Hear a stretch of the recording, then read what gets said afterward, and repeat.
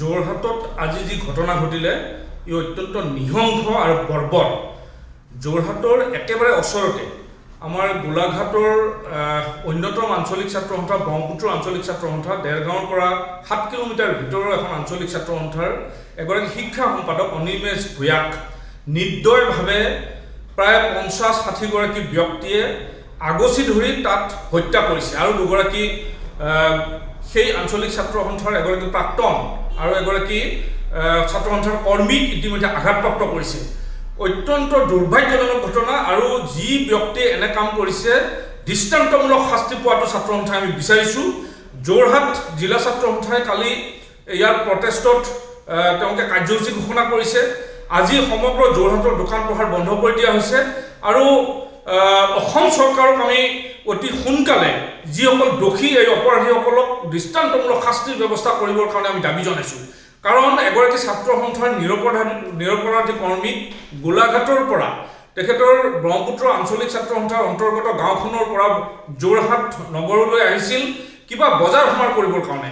আহোঁতে তাত এগৰাকী ব্যক্তি ৰাস্তাৰ দাঁতিতে তেওঁ অপ্ৰকৃতিস্থ অৱস্থাত পৰি থকা দেখা পাই গাড়ীখন ৰাখি মানুহগৰাকীক শুশ্ৰূষা কৰিবলৈ আগবাঢ়িছিল আৰু সেইখিনি সময়ত কোনোবাই হয়তো চিঞৰি দিছিল যে মানুহগৰাকীক মাৰিলে বা মানুহগৰাকীক খুন্দিয়ালে গাড়ীখনে বুলি আৰু লগে লগে ওচৰৰ দোকান পোহাৰ বা তাৰ দাঁতি কাষৰীয়া অঞ্চলৰ পৰা প্ৰায় 50-60 জনীয়া দল এটাই আক্ৰমণ কৰি আমাৰ 3 গৰাকী কৰ্মকৰ্তা আছিল, এগৰাকী প্ৰাক্তন, আটাইকেইগৰাকীকে নিৰ্দয়ভাৱে মাৰপিট কৰে আৰু বৰ্বৰভাৱে এগৰাকীক হত্যা কৰে। অনিমেষ আমাৰ সেই আঞ্চলিকৰ এডুকেশ্যন ছেক্ৰেটাৰী আছিল।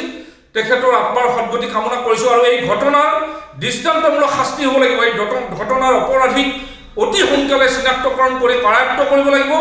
যোৰহাট প্ৰশাসন আৰু অসম চৰকাৰক এই ক্ষেত্ৰত অতি শীঘ্ৰে পদক্ষেপ ল'বৰ কাৰণে সদৌ অসম ছাত্ৰ সন্থাই আমি দাবী জনাইছোঁ। যোৰহাটত আজি যি ঘটনা ঘটিলে ই অত্যন্ত নিহংস আৰু বৰ্বৰ। যোৰহাটৰ একেবাৰে ওচৰতে আমাৰ গোলাঘাটৰ অন্যতম আঞ্চলিক ছাত্ৰ সন্থা ব্ৰহ্মপুত্ৰ আঞ্চলিক ছাত্ৰ সন্থা দেৰগাঁৱৰ পৰা 7 কিলোমিটাৰ ভিতৰৰ এখন আঞ্চলিক ছাত্ৰ সন্থাৰ এগৰাকী শিক্ষা সম্পাদক অনিমেষ ভূঞাক নিৰ্দয়ভাৱে প্ৰায় 50-60 গৰাকী ব্যক্তিয়ে আগচি ধৰি তাত হত্যা কৰিছে আৰু দুগৰাকী সেই আঞ্চলিক ছাত্ৰ সন্থাৰ এগৰাকী প্ৰাক্তন আৰু এগৰাকী ছাত্ৰ সন্থাৰ কৰ্মীক ইতিমধ্যে আঘাতপ্ৰাপ্ত কৰিছে। অত্যন্ত দুৰ্ভাগ্যজনক ঘটনা আৰু যি ব্যক্তিয়ে এনে কাম কৰিছে দৃষ্টান্তমূলক শাস্তি পোৱাটো ছাত্ৰ সন্থাই আমি বিচাৰিছোঁ। যোৰহাট জিলা ছাত্ৰ সন্থাই কালি ইয়াৰ প্ৰটেষ্টত তেওঁলোকে কাৰ্যসূচী ঘোষণা কৰিছে।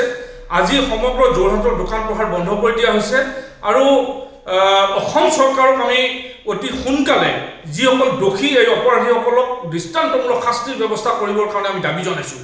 কাৰণ এগৰাকী ছাত্ৰ সন্থাৰ নিৰপৰাধী কৰ্মীক গোলাঘাটৰ পৰা তেখেতৰ ব্ৰহ্মপুত্ৰ আঞ্চলিক ছাত্ৰ সন্থাৰ অন্তৰ্গত গাঁওখনৰ পৰা যোৰহাট নগৰলৈ আহিছিল কিবা বজাৰ সমাৰ কৰিবৰ কাৰণে।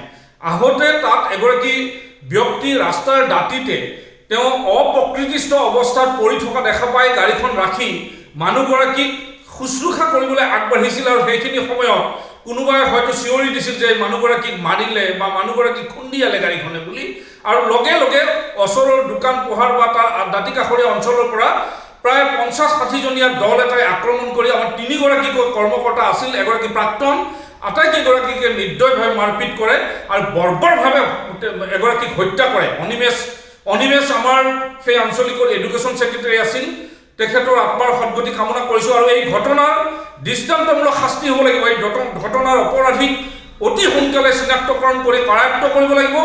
যোৰহাট প্ৰশাসন আৰু অসম চৰকাৰক এই ক্ষেত্ৰত অতি শীঘ্ৰে পদক্ষেপ ল'বৰ কাৰণে সদৌ অসম ছাত্ৰ সন্থাই আমি দাবী জনাইছোঁ।